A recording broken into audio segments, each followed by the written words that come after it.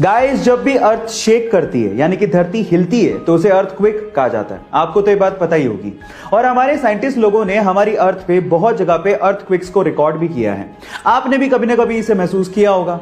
लेकिन सवाल यह है कि अगर हमारी अर्थ प्लेनेट को छोड़ दें तो इसके अलावा अगर किसी और प्लेनेट पे ऐसे ही वाइब्रेशंस महसूस किए जाएं तो क्या उसे भी अर्थक्वेक ही कहेंगे? नहीं। आपकी जानकारी के लिए मैं आपको बता दूं कि नासा ने इतिहास में पहली बार 6 अप्रैल 2019 को ऐसे ही वाइब्रेशंस मार्स के सरफेस पे रिकॉर्ड किए थे, जिसे मार्स क्विक का नाम दिया गया था। है ना अमेजिंग फैक्ट? क्या आप इसके पहले तक के फैक्ट जानते थे? और अगर नहीं जानते थे तो YouTube पे हमारे चैनल को सब्सक्राइब कर लीजिए। और अगर आप Instagram पे देख रहे हैं तो मुझे फॉलो करना मत भूलिएगा। मिलते हैं अगली वीडियो में।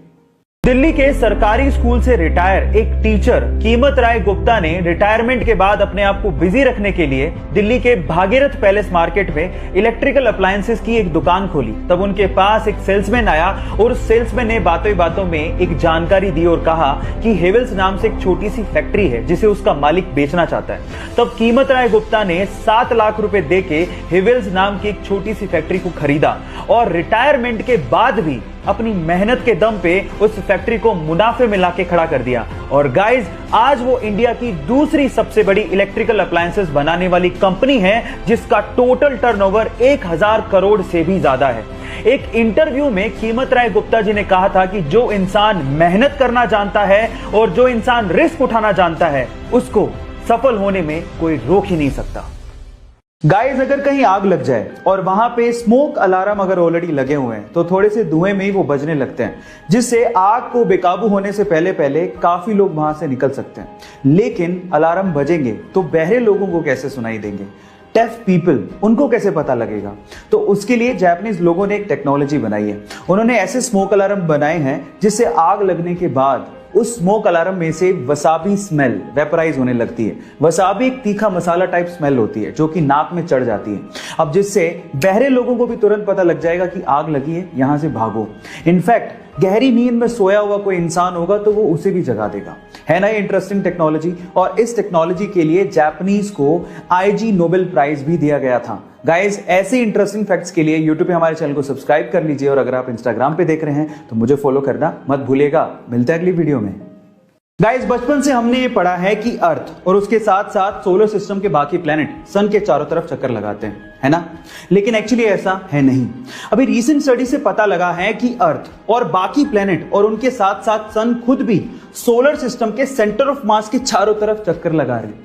अब मजे की बात यह है कि सोलर सिस्टम का जितना भी मास है उसका 99.87% मास अकेले सन का ही है। और इसी वजह से सोलर सिस्टम का सेंटर ऑफ मास सन के पास ही लाई करता है। और इसी वजह से हमें ऐसा लगता है कि प्लेनेट एक्चुअली सन के चारों तरफ चक्कर लगा रहे हैं, लेकिन एक्चुअली सेंटर ऑफ मास के चारों तरफ सन, अर्थ और बाकी प्लेनेट चक्कर लगा रहे हैं। है ना इंटरेस्टिंग फैक्ट? अगर आप इसका डॉक्यूमेंट चाहते हैं तो डिस्क्रिप्शन बॉक्स में गिवन है। गाइस, ऐसे ही इंटरेस्टिंग वीडियोस के लिए YouTube पे हमारे चैनल को सब्सक्राइब कर लीजिए। और अगर आप Instagram पे देख रहे हैं तो मुझे फॉलो करना मत भूलिएगा। मिलते हैं अगली वीडियो में। क्या आप लोगों को पता है कि कभी रेल की पटरी पे जंग क्यों नहीं लगती, जबकि रेल की पटरी हमेशा हवा से और मॉइस्चर से कांटेक्ट में रहती है? इसके पीछे का रीजन क्या है? डोंट वरी, मैं आपको बताता हूं। इसके पीछे का रीजन है उसमें यूज होने वाला मटेरियल। एक्चुअली रेल की पटरी स्टील प्लस मैंगलोय से बनाई जाती है। इसके कॉम्बिनेशन को हम लोग मैंगनीज स्टील या फिर हेड फील्ड स्टील भी कहते हैं। इसमें स्टील के साथ साथ 12% तक मैंगनीज और लगभग 1% कार्बन होता है। और इसी मिक्सचर की वजह से स्टील का ऑक्सीडेशन प्रोसेस बहुत ज्यादा स्लो हो जाता है, जिसकी वजह से पटरी पे सालों साल जंग लगती ही नहीं।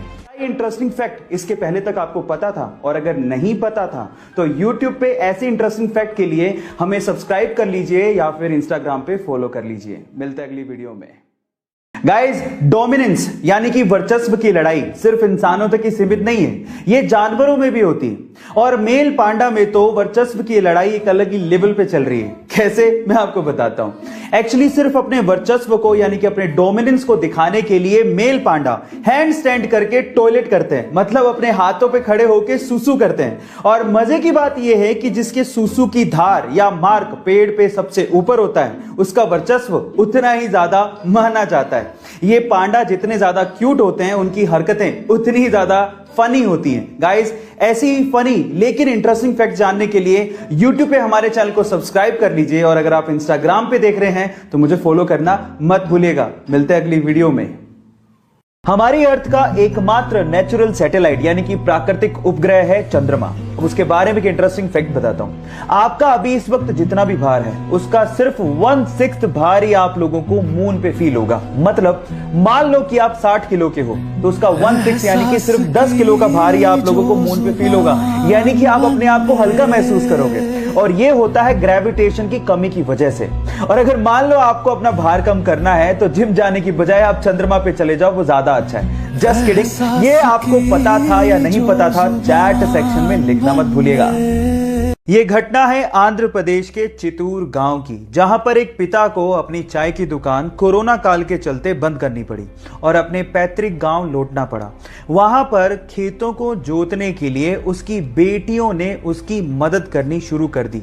जब ये वीडियो इंटरनेट पे डाला तो ये वायरल हो गया, और वायरल होते हुए सोनू सूद के पास पहुंचा। तब सोनू सूद ने रिप्लाई करते हुए कहा कि ये परिवार ट्रैक्टर डिजर्व करता है और आज शाम तक इनके खेत में ट्रैक्टर मैं पहुंचा दूंगा। और वायदे के मुताबिक सोनू सूद ने उनके घर पे ट्रैक्टर पहुंचा भी दिया और उन दोनों बेटियों के पढ़ने का खर्चा खुद उठाने को कहा। सोनू सूद की दरियादिली वाकई में काबिले तारीफ है और इसकी चर्चा हर जगह पे हो रही है। आपका इसके बारे में क्या कहना है, चैट सेक्शन में लिखना मत भूलिएगा। उसके पेरेंट्स को लगा कि वो मुंबई इंजीनियरिंग करने के लिए जा रहा है, लेकिन किसी को क्या पता था कि वो एक्टर बनना चाहता है। उसने अपनी क्लासेस को छोड़ के बहुत बार ऑडिशन दिए, लेकिन वो सफल नहीं हो पाया क्योंकि उसका बैकग्राउंड नॉन फिल्मी था, इसलिए सफर इतना आसान नहीं था। लेकिन उसने हिम्मत नहीं हारी, उसने ऑडिशन देना जारी रखा और फाइनली उसे अपना पहला ब्रेक प्यार का पंचनामा मूवी से मिला, जिसका वन लाइनर उसे फेमस बना गया। लेकिन उसके बाद आई 2 फ्लॉप मूवीज की वजह से उसका करियर डगमगाने लगा। लेकिन उसके बाद प्यार का पंचनामा 2 एंड सोनू के टीटू की स्वीटी से उसने कमबैक किया और दुनिया की नजरों में छा गया। Yes guys, I am talking about Kartik Aaryan. Problem ये है कि हम चाहते हैं हमारी लाइफ में कोई प्रॉब्लम ही ना हो, लेकिन अगर हमारी लाइफ में कोई प्रॉब्लम ना हो तो ये उनकी लाइफ की सबसे बड़ी प्रॉब्लम है। गाइस, यहाँ सीखने लायक बात यह है कि आपका बैकग्राउंड चाहे कुछ भी हो, जो आप बनना चाहते हैं अगर आपको उस चीज पे भरोसा है तो आप जिंदगी में कुछ भी कर सकते हो।